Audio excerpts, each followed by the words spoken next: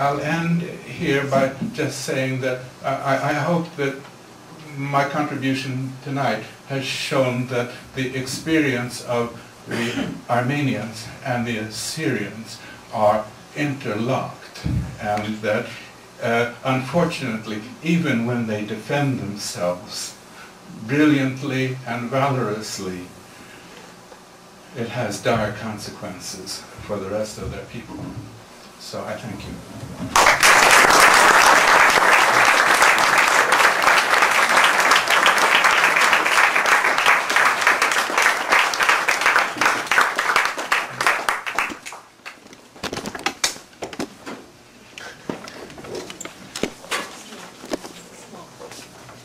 Sonia, yes.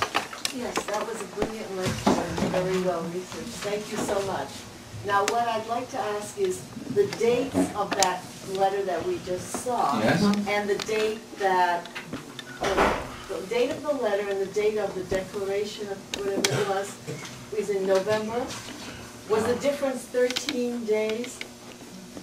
Oh, the declaration of war. Mm-hmm. Now, let's see. This is the 26th of October, mm-hmm, and the declaration of war is I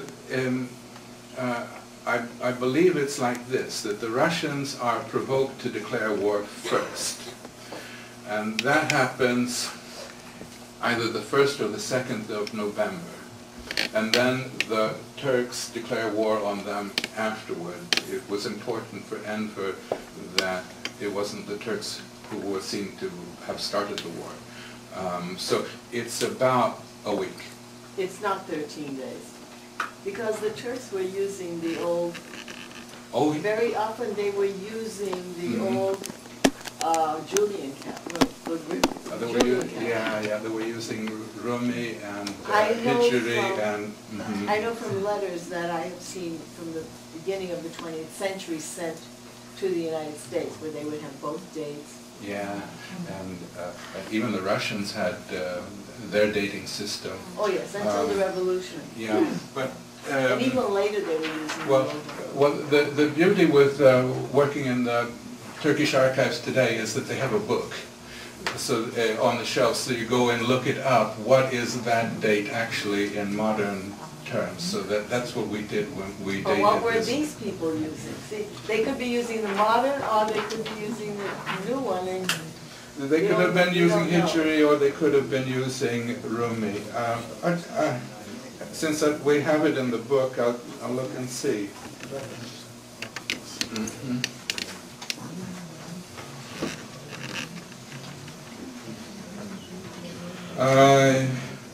Well, they're using Rumi. Which is Rumi? I know okay. it as yeah. the Julian calendar versus the Gregorian. Right. The old style versus the new style. 13 days. Yeah. Well, Rumi is a variant of Hijri, but it's based on... Is it what we are using now? Oh, no. It's the previous one. Yeah. And if you looked at it, you could be confused and think that it was September, actually, when it is October. But what you're pointing to is a big problem that all of us have all of the time with this problem of different dates. I put out the alternative dates whenever I can, but sometimes you can even fool yourself. Yeah, but you think that it might be afterwards, after the war had begun. I'm not trying to say it is, but because at this time in history, that's people were confusing or using over. Yeah, but we have asked the Turkish authorities about this, since it's in their archive, and they say it's October, and that's all I can say is I can't argue with them. Oh, I'm not arguing. I just want to. Yeah, David in the back. Speaking of rebellions, could you comment on? Could you speak up, Dave? Speaking of rebellions, can you comment on Ottoman-inspired rebellion behind the Russian lines? Ottoman-inspired behind the Russian lines. Okay, I can only speak about what goes on in Iran, because that's my area of research. And yes, they try to engage both Turkoman, Afshar, Turkic-speaking peoples to join. Also Kurds behind the Russian lines. I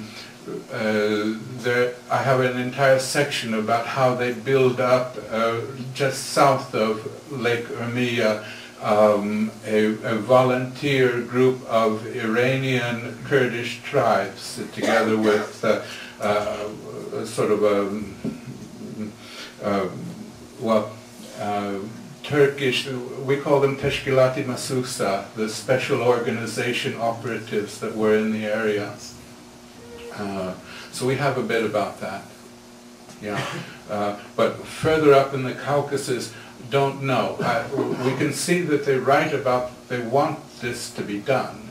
And you know, they've even approached the Armenians to see if they would be willing to organize something behind the Russian lines, but they refuse. So this is something that they wish for. Gentlemen, in front. You spoke about the period of the 1914, 1915, actually in the eastern of Europe, I mean of Turkey, which is the Iranian section, that area. And you gave us a reason for all the, how the whole process, how the whole war started, and one of the main reasons why the rebellion started. And I know you have not really done anything on the other section, which is Diyarbekir and Urfa and Kabul and Al-Aziz and all these areas where, if you had read the book of Shall This Nation Die by Reverend Joseph Naim, and you would see the real genocide there. Do you think, my question is, do you think the same reason these people had paid the price because of the rebellion in that area, in the eastern of Turkey, or that was another reason for that? Okay. Now, I have heard that just last year that there was a Turkish historian who actually did, in a conference in Mardin, say that, yeah, all Assyrians are alike, and even the Syrian Orthodox people of the Diyarbekir area, and because Marshal had declared war, that was why things were happening there.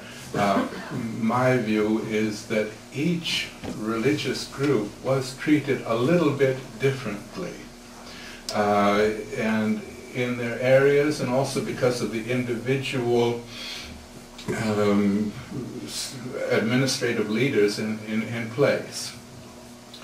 And Diyarbekir was especially unfortunate in having a psychopath as provincial governor by the name of Mehmet Reshid Bey Shahin Giray.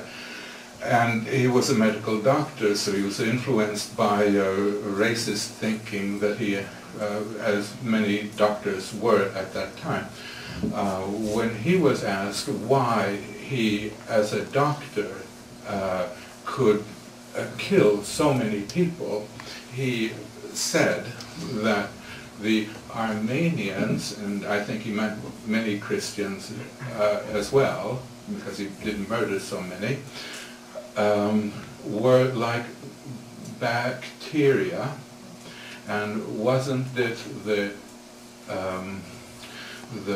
task of a doctor to see that bacteria is removed from the body of the nation?